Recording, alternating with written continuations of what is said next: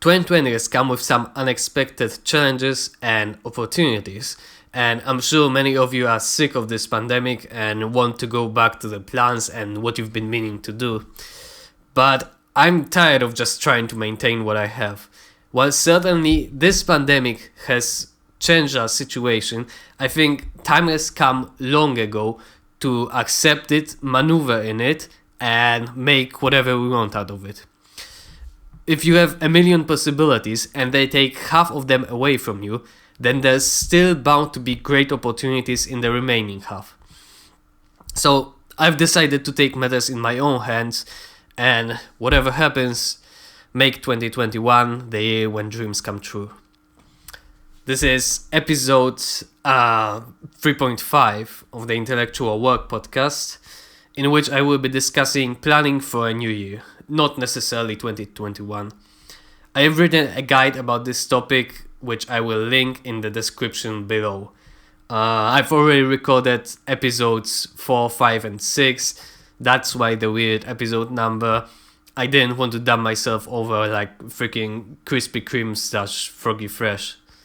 This guide is divided into two sections, prerequisites and the main part, and it is important to note that this process shouldn't be rushed.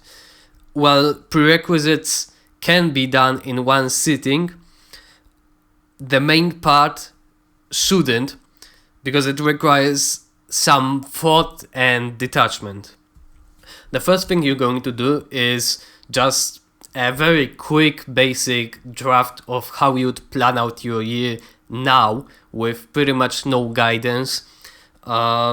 Just create a timeline, divide it into months, and apply whatever you have planned for that year. So this could be college, your job, or if you have a vacation planned, and how much of the year it's going to take up, and how much of the year it's going to take up. So for example, you could have a job June through October, and it's going to be Monday through Friday, 9 through 5. And then after that job, you're going to go home and say you're going to have 3 hours when you're going to work on a certain project, and that project might only take up June, and you're going to do that Monday through Friday and also some extra work on, say, Saturday or Sunday.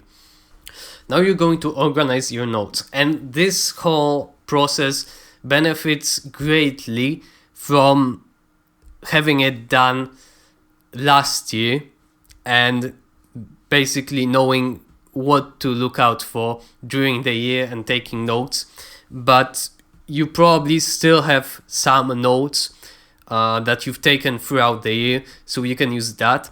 And I like David Allen's approach from getting things done of having basically just one place where you store all your notes. I don't really have one place where I store my notes, but I use the whole Google package. So I use Keep, Tasks.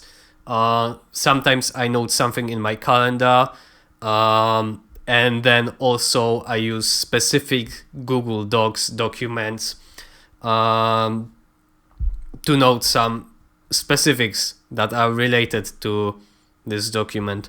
And what I usually do, if I don't already know where something is, what category something is going to go to, then I just note it in Keep, and then at the end of the year, I categorize those notes, put them in tasks or specific documents, or certain categories in Keep. So the basic categories that I have in Keep are meditations, which is basically just something like shower thoughts. It could be very basic general advice for yourself. Then I have reference, which is just information that might be useful someday. And then I have self-authoring, which refers to Jordan Peterson's self-authoring program. And this is all notes that relate to this program. So it consists of past authoring, present authoring, and future authoring. So it's reflecting on your past, who you are now, or thinking about the future. Now in tasks, I again take from David Allen, and I have 3 categories. Someday maybe, which is projects to start or new things to try. Later, which is something that you will have to get done someday, but not necessarily now. And waiting for, which is something that you can't do now, but at some point you will be able to. So you're just waiting for that to happen before you can start it. And of course, for planning for a new year, what we're most interested in are those categories from tasks. Once you have that organized, you should go through all those notes you have in tasks. And if something is important, just keep that in mind. It will come up later. If something isn't, then either if you really feel like you don't actually want to do this, like it doesn't matter, then you can just go right ahead and delete it immediately. But if you would like to do something from this list, but it isn't that important, then you can just keep it, and it will be useful throughout the year for weekly planning. The next part is a debrief from last year, and debriefs are just in general a very useful tool for just about whatever you're doing. Of course, the end of the year is a great time to reflect on the passing year, but here this is more related to the idea of leverage. So I've talked in the first episode about Elon Musk, how he has those great goals, those great long-term goals, and having them be long-term makes it possible for them to be so big, because there's just more time to achieve those goals. And this is exactly what you're doing here. One way to utilize that leverage is to just set those big goals and work towards them. But when doing yearly planning, of course, you're kind of separating this year as its own thing. So while you're doing that, you have to keep in mind that this is a part of something bigger. And you need to consider what's going to happen in the future, but you also need to keep in mind what you've accomplished in the past and make use of that for this year. So you're not just starting now and then setting big goals for the future. You're also using the past, so the leverage started somewhere in the past. So you should write down your biggest accomplishments from last year, and then how they relate to your larger goals. So this is going to be useful later to just continue those goals that we had last year. Maybe utilize what we've learned from trying to achieve those goals or achieving those goals. And once you've done that, once you have those goals laid out, your biggest accomplishments from last year,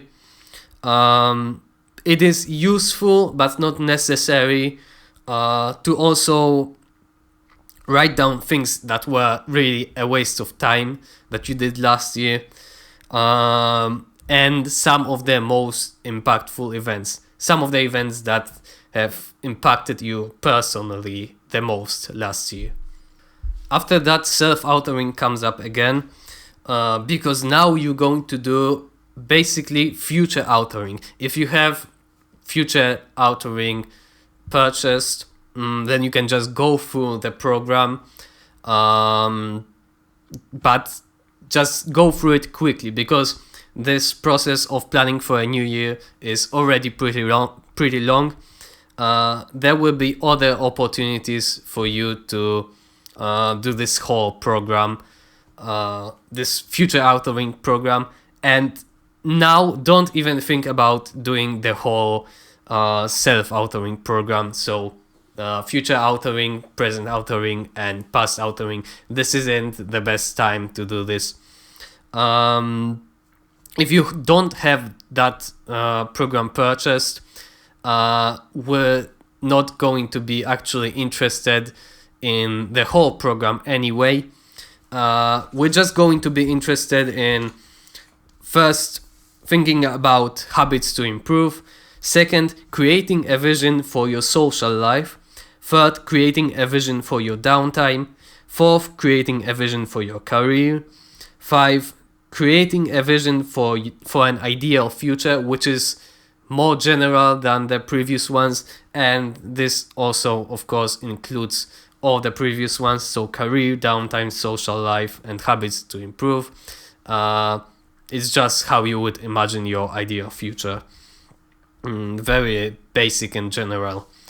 6, this, if you've done this, all those 5 points, all those previous 5 points, then you might want to take a break now.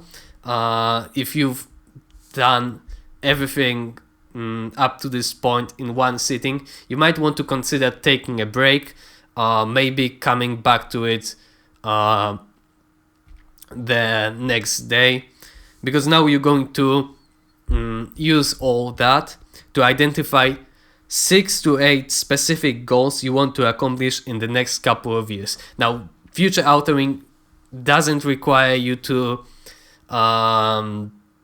write only about those next couple of years. In future authoring, those goals can be accomplished anytime in your lifetime. They could take 10, 20 years. But here, of course, really we're interested in goals that can be accomplished in less than a year.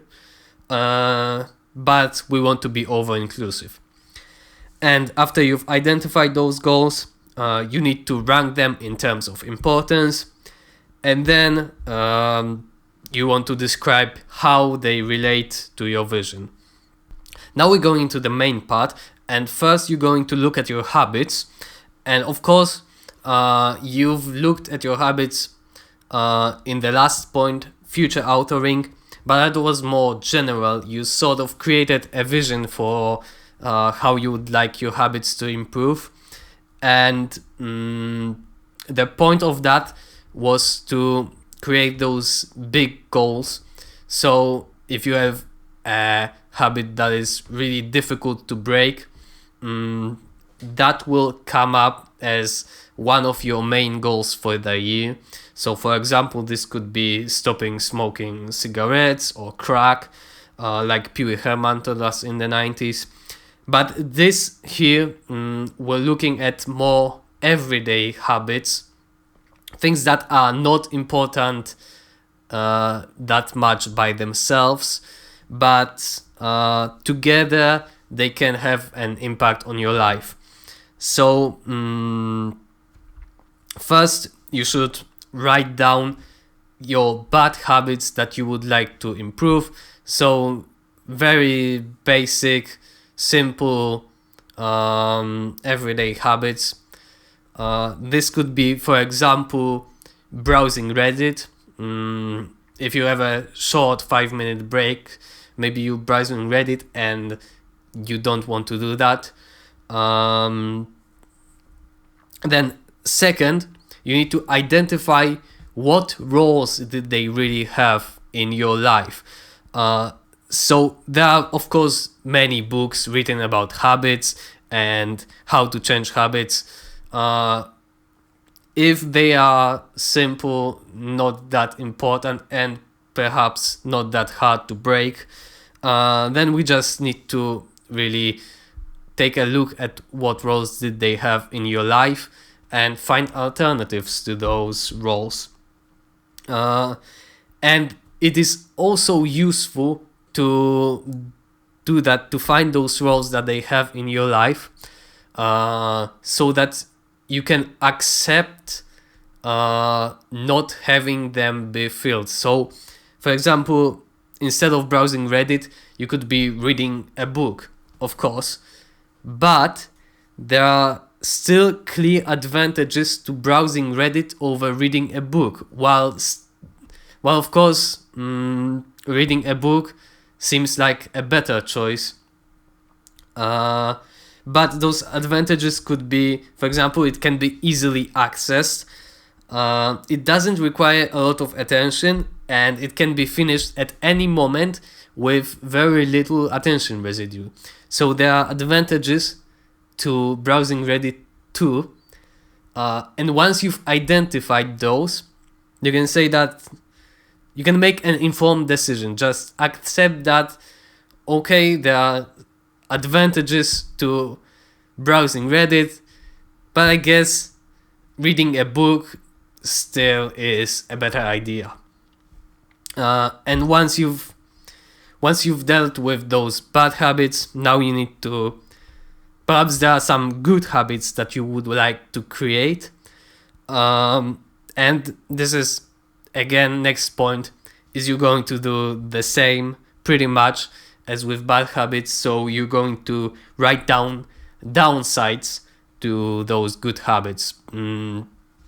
So this is, in my opinion, this is very important and very useful, and it really works. Oftentimes, just identifying downsides to something can make you just accept them and still decide that you want to do it anyway. Something important to note here is that habits should be implemented the same way they are going to be executed, and not planned to start at some point. So, for example, if you want to stop cigarettes, you can't just plan to start tomorrow. You have to sort of ease yourself into it. So whenever you get the craving to get a cigarette, you have a choice to either give in or not give in. And sometimes you just need to not give in and make that choice, and then you will know what it feels like. And then if you feel rather comfortable with making that decision to not give in, only then can you really set up a cold turkey period for yourself. Now you're going to look at your downtime, and again, if something is very important, then you might consider making that one of your main goals for the year. But here we're looking at just everyday downtime, just day-to-day activities that you do during your downtime. You just want to be more intentional about what you're doing in your downtime. And now there could be a problem, like I mentioned in habits, that, for example, browsing Reddit is perhaps better for a 5-minute break, but still you would prefer to read a book instead of browsing Reddit. Use that time to read a book. But it's difficult to do that in those 5 minutes. So you might want to consider creating a structure for your day. So, for example, this could be working 8 hours, first 8 hours in the morning, working just non-stop almost. And then after those 8 hours, you're going to have your downtime. and you can do in that downtime whatever you want to. And this, of course, allows you to use activities that require more time. And during this point, when considering your downtime, this is a great opportunity to consider choosing activities that will help you cultivate your motivation, which relates to episode 3, the first episode about my field manual, learning strategy and methods. So now we're getting into the good stuff. You're going to look at those goals that you've laid out during future authoring, and you're going to restate them with specific measurable goals. So I've talked about SMART goals, how it is really pop advice, but it works really well actually. But something important to realize is that if your goals are SMART, that doesn't make them good goals yet. It just means that if your goals aren't SMART, then they're not really goals, they're just nothing.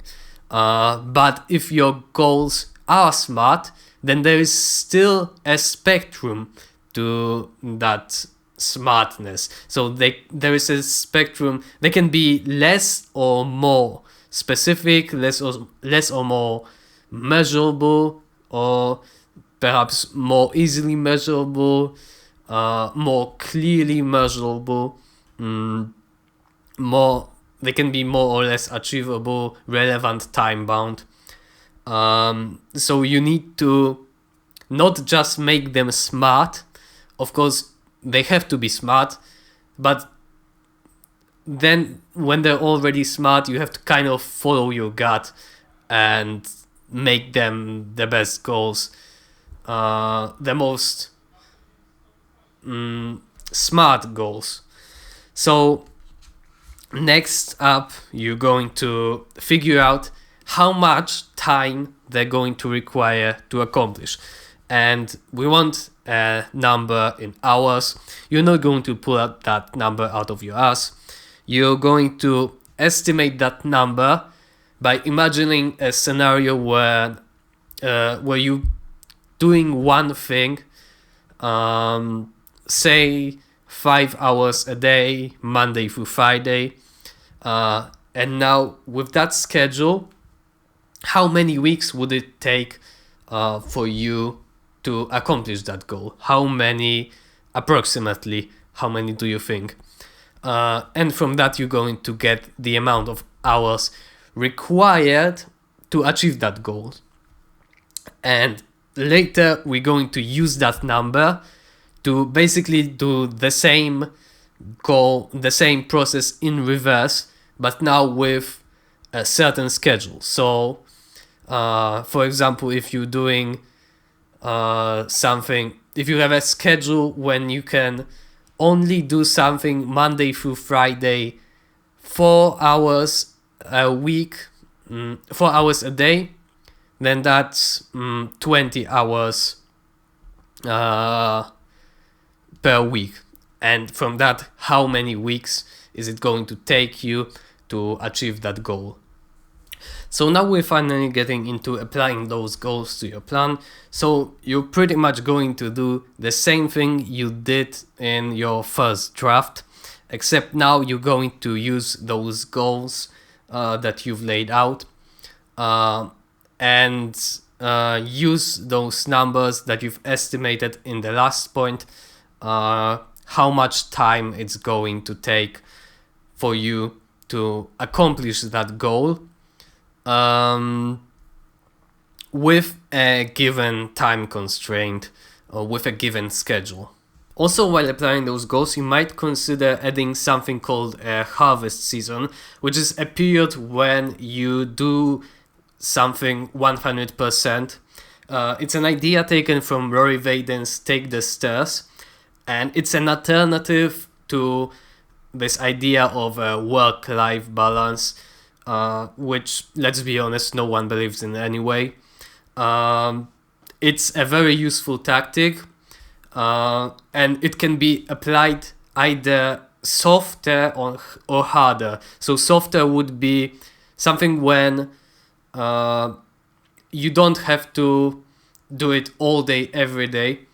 You're just doing a limited amount of work, but you're still working hard on it, and you're just basically doing what you can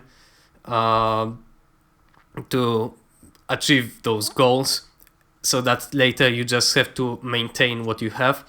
Or you can go harder, which is basically working all day, every day. Now you're going to bind your goals to your dreams. And the idea of dreams really has come up already with relation to self-authoring. I called it a vision, but really it's the same thing. It's your dream life, basically, how you would imagine your dream life. But now this is more day to day. So you're going to not only have that long-term motivation, what achieving a certain goal will allow you to have. You're not just going to look into the future for motivation. You also need that short-term motivation, which is basically what you're doing day to day. So the best example I can think of is if you're reading a lot of stories about startups, then perhaps you have a dream about just having one project and working on it all day, every day, for months, with a lot of uncertainty. You don't know if it's actually going to work out. And that is, of course, in the moment, that is very difficult and it's hard on you. But there is still that certain dream attached to it. You might have that dream that you want to do this, and you forget about it during in the moment while doing your work. So this is going to keep you motivated. This is going to be that short-term motivation for you to keep pursuing that goal. Now comes the most difficult part, which is following your plan. And it might happen that at some point you will get off track, and so you need to monitor yourself. And first 2 weeks into following your plan, you should make sure that you're still following it. If you are not, then it could either be that you just didn't apply yourself, and perhaps you've forgotten all about it or lost your motivation. In this case, you're going to have to just apply yourself more and see what happens in the next 2 weeks. But there could be something in your plan that was wrong. So maybe you didn't consider something when creating this plan, or maybe your goals were just too ambitious. In that case, you will have to readjust your plan. And you don't need to go through this whole process again, because you have most of it laid out. You just need to reapply your goals to your plan. And also, of course, during this year, something that is problem that will happen is some big change during the year, which might change your plans completely for the rest of the year. So when something like that happens, Again, you need to go through this process, but not all of it. You have most of it laid out. Just reapply your goals to your plan. So with that, I'd like to wish you a happy new year. Thank you for listening, and stand by to get some.